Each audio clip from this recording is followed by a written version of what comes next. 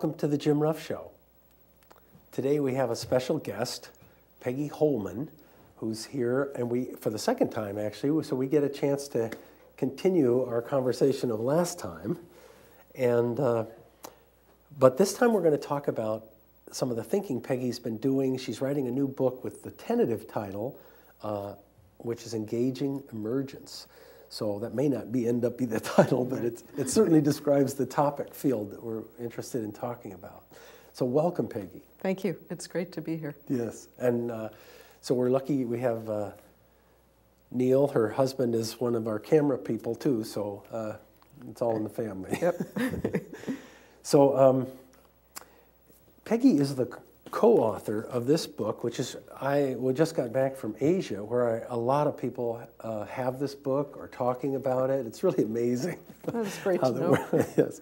And it's called the Change Handbook, the definitive resource on today's best methods for engaging whole systems.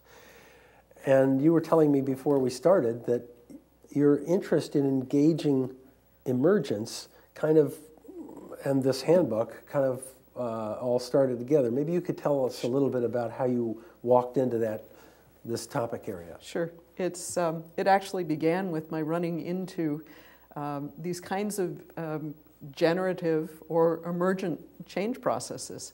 And what I noticed about them is that they're all about working with a whole system, and they're about engaging the people in a system in dealing with their own issues. No matter the complexity, the diversity, the challenges.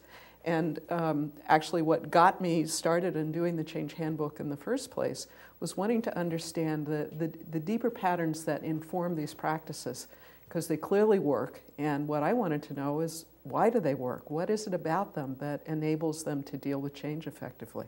Okay, so a lot of these processes you're talking about, these change processes, and you want to understand the deeper patterns around them. Yeah. Maybe if we could tell the audience a little bit, what are some of the patterns or some of the processes you're talking about that work? Sure. So the examples that most frequently come to mind are things like appreciative inquiry, which at its root is a process that's based in research that shows that when we focus on what's working and what's possible, we can actually achieve more, do it faster, and sustain it longer.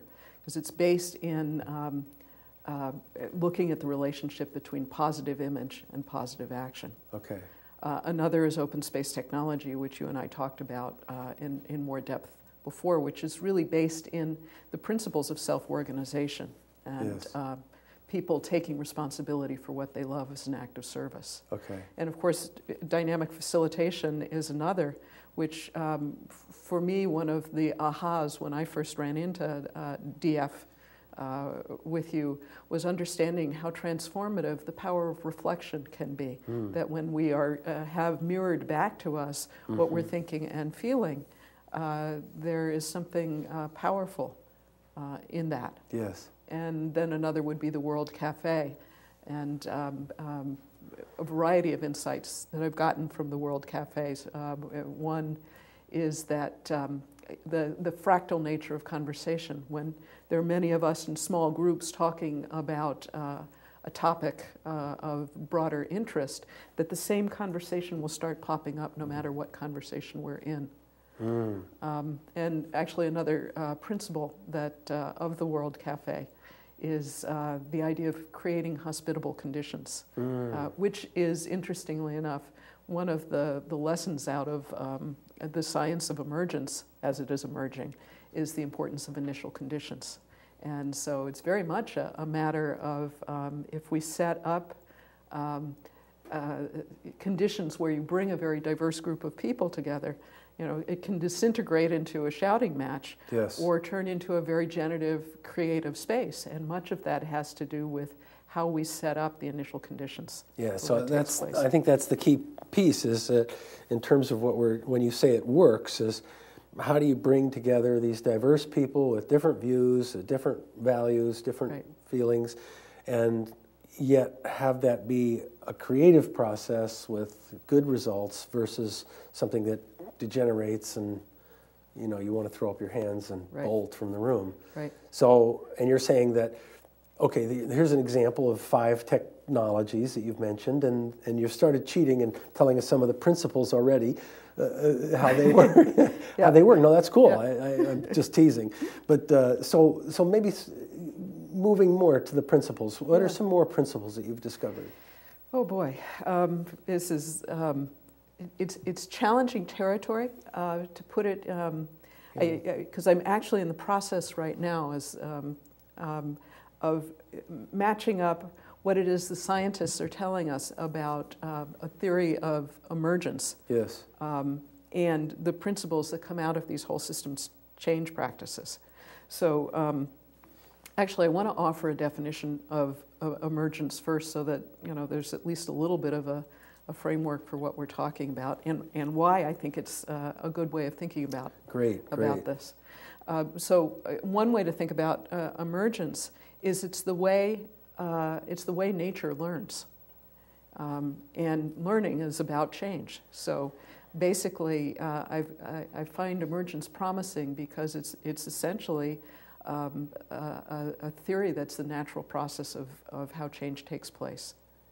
And one way of thinking about that is that emergence occurs through moving to increasingly complex order out of disorder. And so a natural example, actually, would be when the large meteor struck the Earth, the dinosaurs went extinct, and that created an opening in which small mammals actually ultimately grew into us. Yes. Now, in human systems, an example of that same kind of thing is you can look at increasingly complex forms of government. So we went from tribal governments to autocracies to constitutional democracy, for example. And in each of those, greater numbers of people have a say in the decisions that affect their lives. So, but as you look at the transitions from one form of governance to the next, they aren't necessarily smooth. Mm-hmm. So one of the challenges of emergence is that, and frankly it's true of change when you actually stop to think about it, is by definition change involves disturbance or disruption. And that makes sense because if there weren't disruption, we wouldn't have any need for anything to change. Yes, yeah. So when you talk about whole, I'm a little bit hanging on this word whole system change. Yeah. How do you mean whole system change?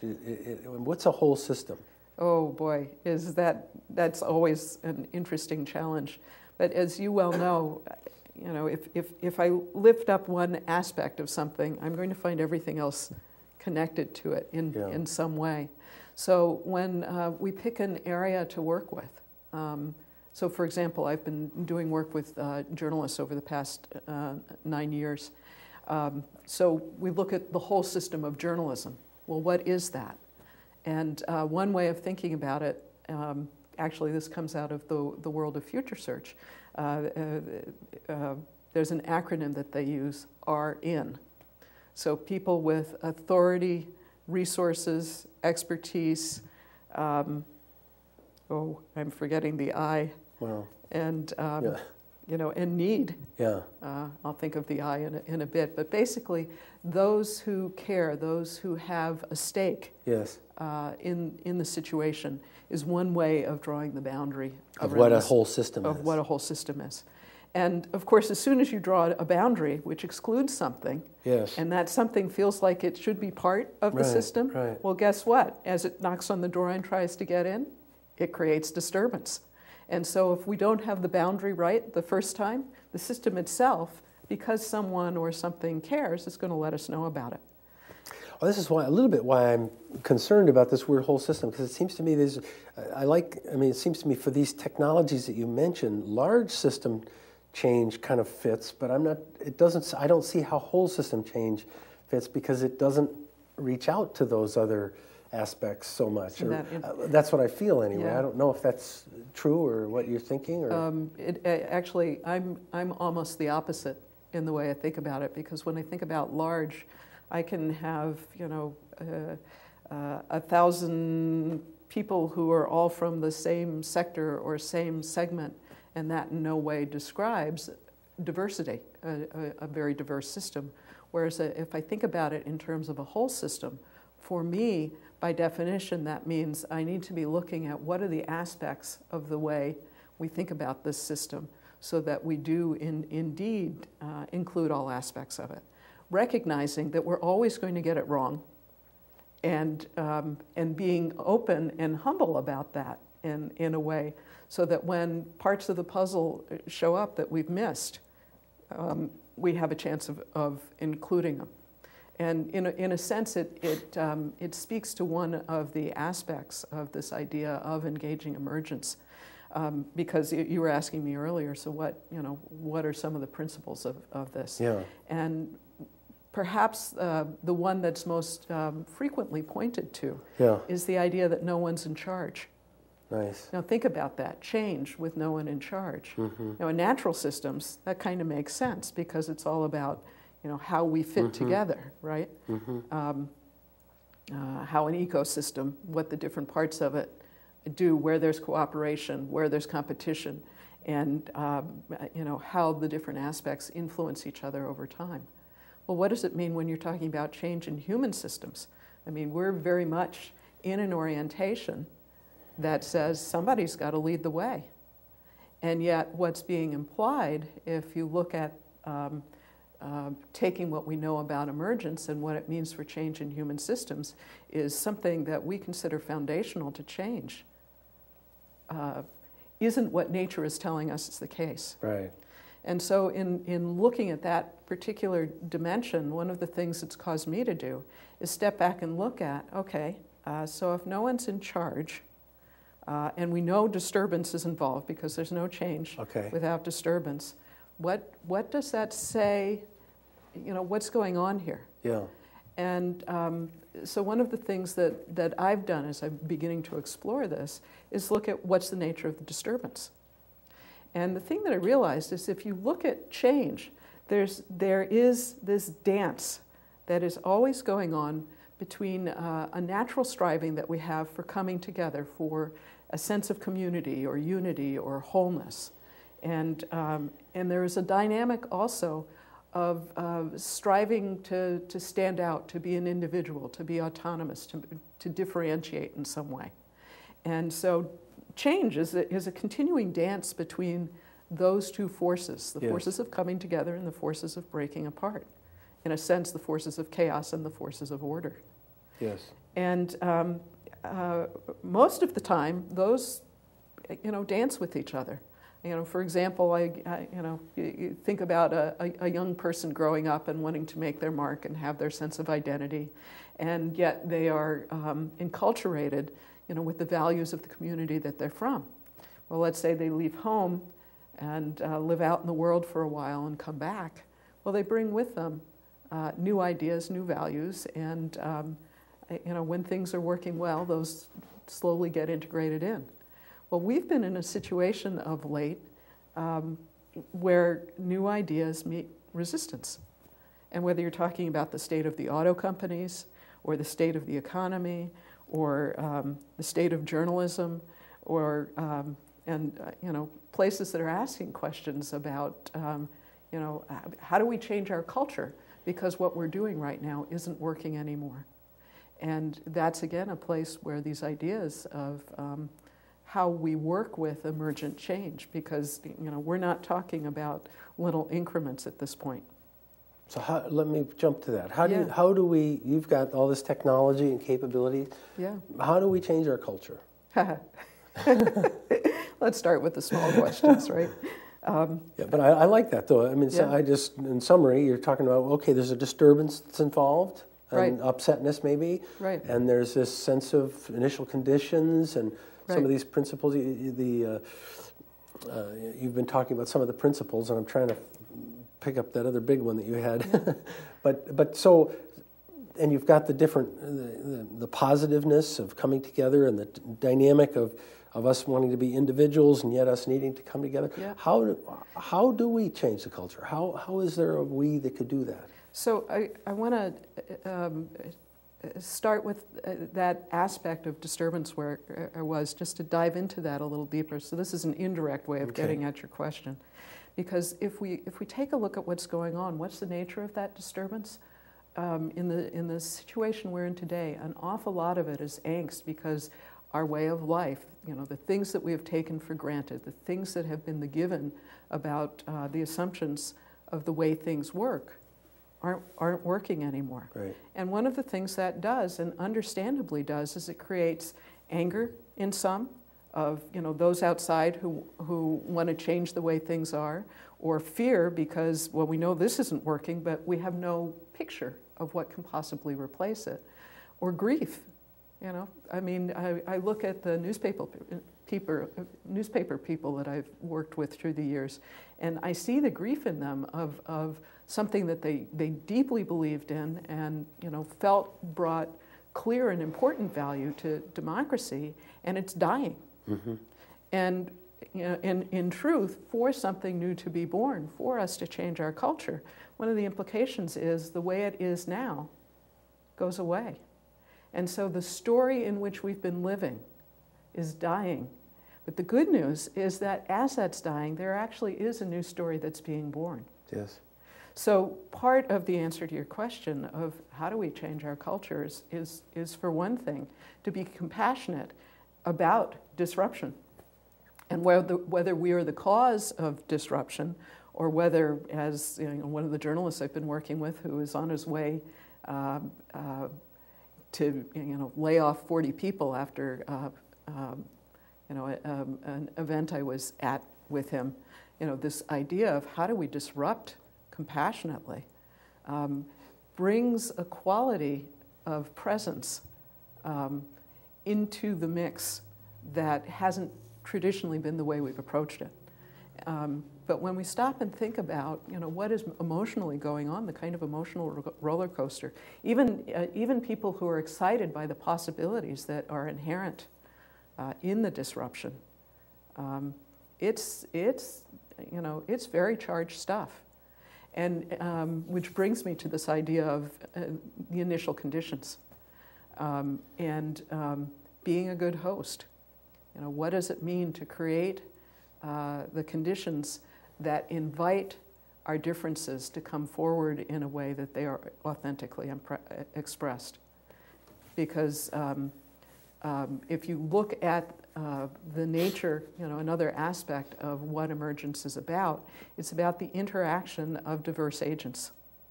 And it is through those interactions, and because we can't predict in advance, we don't know enough to know what interaction is going to make the largest difference. I believe that part of how we go about changing culture or dealing with any complex issue that we're facing is creating hospitable conditions where when we do interact and bring the diversity of perspectives together, that we're more likely to get the generative conversations than the angst-ridden conversations. Although frankly, making room for both, as you do so well in dynamic facilitation, is really part of what it's about. So it's creating the conditions where we interact creatively with disruption. I have the feeling that, it's hard for me to ask some of these questions because I actually have a strategy, a specific strategy, how to do that I call it, the Wisdom Council process.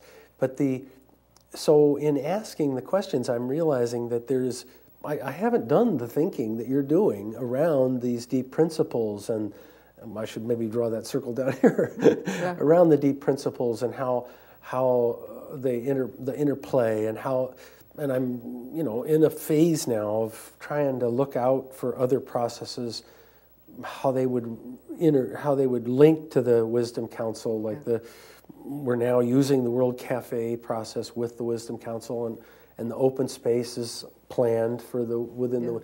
So, as I'm asking you these questions, I'm holding also this idea that I have in mind, and I'm wanting to hear what because you have a broader understanding and a much deeper understanding of a lot of different technologies. So I'm kind of anxious to see how you see them all fitting together. And in a funny way, it's a broad answer I would give you to that, because it is about the interaction of diverse people in hospitable conditions, and whether that's through a wisdom council or a World Cafe or open space. As far as I'm concerned, the more people who have the capacity and are out there using these kinds of practices to deal with disturbance, the better off we are.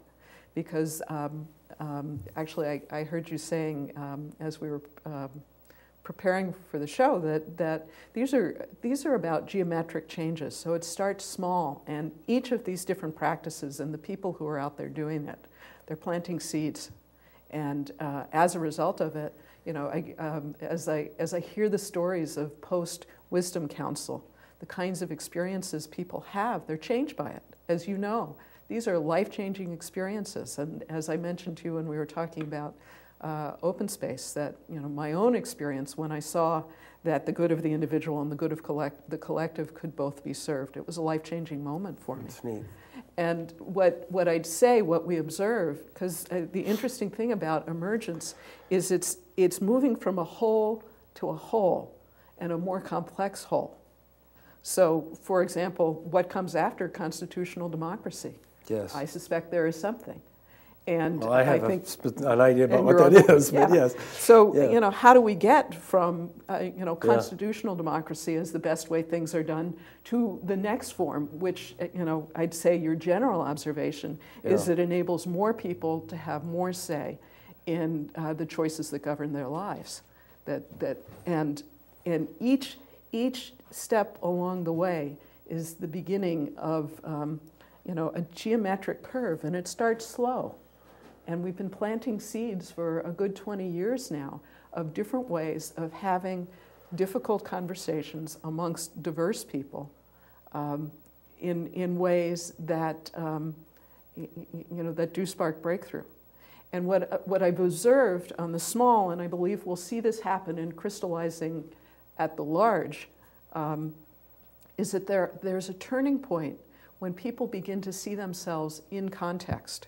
So rather than seeing them as autonomous from each other, people begin to experience themselves as part of a larger whole, as part of a larger system. And that's a turning point. Because as soon as I know that I am part of a larger social body, it isn't just about me or about my connection with you, it's about something larger than ourselves. And I could no more cut off my hand than cut off or harm another part of the social body when I begin to experience us as a whole. Let me interrupt just because I'm excited and I'm afraid I'll lose my thought. But one of the things you're saying is that it was a big breakthrough for you when you got it, how the individuals doing what they want could align and have that be consistent with the greater whole, the value of the greater whole. And just kind of noticing that that's not what's happening in our society today, that we're all pursuing our jobs or whatever. Somehow the society is going in this direction of trashing the planet, and we seem to be, our activities seem to be perpetuating that and maintaining that. Mm-hmm. So then you're also bringing up this point of shifting from one whole through a disturbance period to another whole. This whole and these processes helping us make that new alignment so that we're together in that way. And I just love that imagery. Yeah. By the way, I think that there's a societal value that shifts in that, because there's an implicit assumption that if I want to belong to a larger whole, I need to conform. Yes. And we are in a time where it's actually the gifts that exist in our differences that enable something new to form, because there's something in the allowing things to break apart, which is what's going on, even as many are holding on, which of course is what creates the angst. Yes. It's in our ability to, in our diversity, to take a look at the aspects that make up the larger need. So, for example, with journalists, as mainstream journalism is not serving and is falling apart. When we bring together, mainstream journalists and new media people and media reformers and academics and so forth, they begin to look at, what is it we want to conserve? What has value from the old system that really has a place as we move forward.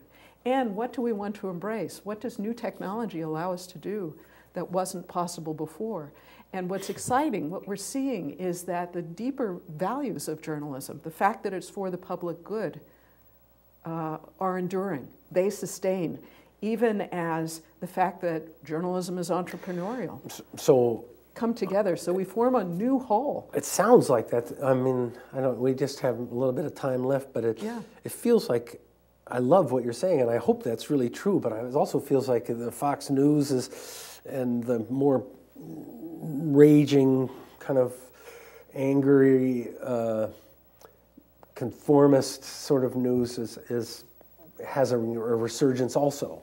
Well, have you ever noticed the commercials that play during those things?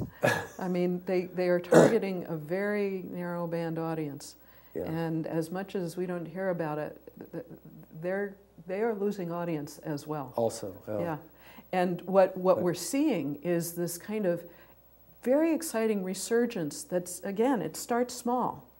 But there's something called place blogging or hyperlocal, which is basically media happening at the local level that engages people in communities in a way that those kinds of media can't. I concur. This is where it has to go. And I love your image of seeing the normal tendency being to come to merge in a way that we reduce our individuality, and yet this sense of it's really our differences that we somehow need to draw on to be able to make this new change to the greater whole. And it's one of the examples of what I love about dynamic facilitation, because of course what you're doing is drawing out the distinctions that exist amongst us. Yes. And as you consistently find out, when we do that, we actually do have a breakthrough, a rise to a larger sense. To the larger sense of whole. Correct. Yes. From which we move forward. And that alignment. Yep. Okay, we're going to... Obviously, we've just gotten started, but we've reached the end, but so it's so much fun. It is, and thank you. Thank you very much, Peggy Holman. Yes.